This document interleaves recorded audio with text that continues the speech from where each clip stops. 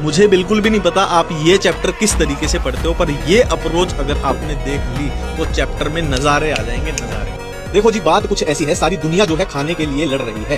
खाना यानी ग्लूकोज। क्यों लड़ रही है सारी दुनिया खाने के लिए? क्योंकि खाने में होती है एनर्जी। तो ग्लूकोज से हमें एनर्जी निकालनी है। कैसे निकालनी है? हम ग्लूकोज को तोड़ देंगे और उससे एनर्जी निकालेंगे। तोड़ने के लिए वर्ड यूज होता है क्या? लिसिस। लिसिस मतलब तोड़ दिया। किसको तोड़ा? ग्लूकोज को। तो नाम में आ गया जी ग्लाइकोलिसिस। अब ग्लूकोज की जब हमने ग्लाइकोलिसिस की तो हमें मिल जाएगा क्या? पाइरुविक एसिड मिल जाएगा।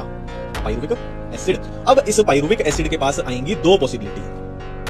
पहली पॉसिबिलिटी क्या है कि इसको ऑक्सीजन नहीं मिलेगी। किस केसेस में होगा? एनारोबिक कंडीशन में, एनारोबिक ऑर्गेनिज्म में ऑक्सीजन नहीं मिलेगी। दूसरा केस क्या है? ऑक्सीजन मिल गई यानी एरोबिक ऑर्गेनिज्म, एरोबिक कंडीशन है, एरोबिक कंडीशन। अगर इसको ऑक्सीजन नहीं मिली तो पाइरुविक एसिड की क्या हो जाएगी? इसकी हो जाएगी फर्मेंटेशन। और फर्मेंटेशन के रिजल्ट से अगर अल्कोहल बना तो बोल देंगे अल्कोहलिक फर्मेंटेशन, जैसे कि यीस्ट में होती है। और फर्मेंटेशन के रिजल्ट से अगर लैक्टिक एसिड बना, जैसे कि एग्जांपल मसल्स में होती है, तो उसको बोलेंगे lactic acid fermentation.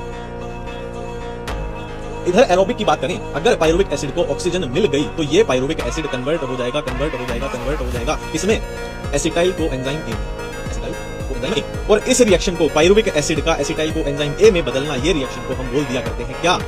Link reaction. इसको बोल दिया करते हैं क्या? Link reaction. अब ये एसिटाइल कोएंजाइम ए एक साइकिल में देखो साइकिल है, एक साइकिल में एंट्री ले जाएगा और ये साइकिल ऐसे घूमती रहेगी और इस साइकिल को हम बोल दिया करते हैं क्या? Krebs cycle. इसको बोल दिया करते हैं क्या? Krebs cycle. अब क्रेब साइकिल के बाद क्या होगी? कहां पर एंट्री होगी? अपनी इलेक्ट्रॉन ट्रांसपोर्ट चेन में, ईटीएस में एंट्री होगी।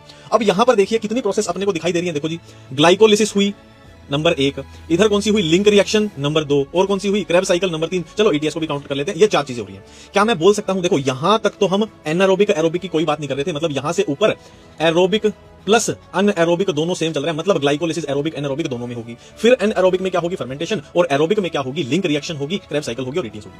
ठीक है, अब ये जो प्रोसेस है, ग्लाइकोलिसिस है, लिंक रिएक्शन है, क्रेब साइकिल है, ईटीएस है, ये हम क्यों कर रहे हैं? क्योंकि इन सब से, देखो यहां पे एरो बना देते हैं, इन सब से अपने को क्या मिलनी है?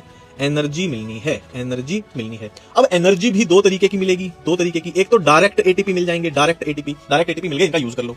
दूसरे अपने को एनर्जी मिलेगी इस तरीके की, आपने देखी होगी क्रेब साइकिल में, लिंक रिएक्शन में NADH टाइप की एनर्जी मिलेगी या फिर FADH2 इस टाइप की एनर्जी मिलेगी। इस एनर्जी को हम डायरेक्ट यूज नहीं कर सकते, हमें इसको ईटीएस के थ्रू एटीपी में ही बदलना होता है। ठीक है, अब ये चीजें होती कहां पर हैं? ग्लाइकोलिसिस कहां होती है? साइटोप्लाज्म में होती है। और link reaction, Krebs cycle, ETS, इन सब का लेना देना किसका है? ये सब कहां होती है? अपने माइटोकॉन्ड्रिया में होती है, माइटोकॉन्ड्रिया में होती है। अब देखो यहां पर ऑक्सीजन का यूज हो रहा है और लिंक रिएक्शन से क्या निकलेगी? CO2 निकलेगी। क्रेब साइकिल से भी क्या निकलती है? CO2 निकलती है। तो ऑक्सीजन यूज हो रही है, CO2 निकल रही है। रेस्पिरेशन वर्ड यहां पर जस्टिफाई हो रहा है।